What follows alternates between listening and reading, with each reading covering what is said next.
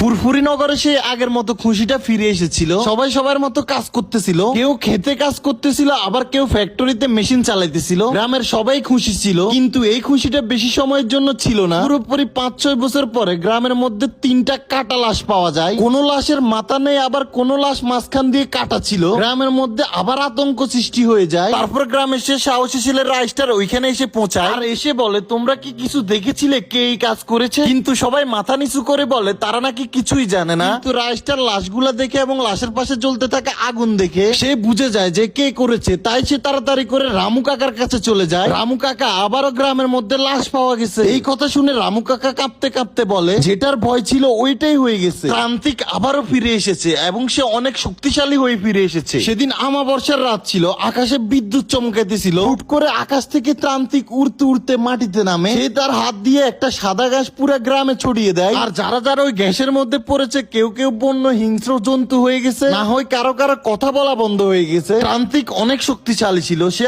আগুন দিয়ে মানুষকে গায়েব করে দিত। একদিন তান্ত্রিক গ্রামে থাকা তেলের টাঙ্কির মধ্যে ঢুকে যায় আর ওই তেলগুলাকে রাইস্টার গাড়ির মধ্যে উঠিয়ে শহরে নিয়ে যাইতেছিল বিক্রি করার জন্য। রাস্তার মধ্যে হুট করে জোরে জোরে তেলের টাঙ্কি লড়তে থাকে আর তান্ত্রিক বের হয়ে আসে আর হুট করে ওই জায়গাটা পুরো সাদা গ্যাসে পরিণত হয়। তারপর ওইখানে দেখা যায় শুধু খালি গাড়ি আর তেলের টাঙ্কি পড়ে আছে। মানে তান্ত্রিক রাইস্টারকে তার বশে করে নিছে এবং তান্ত্রিক রাইস্টারের রূপ ধরে তার গ্রামে চলে আসে এবং গ্রামের সকল মানুষকে একে একে করে মারতে থাকে।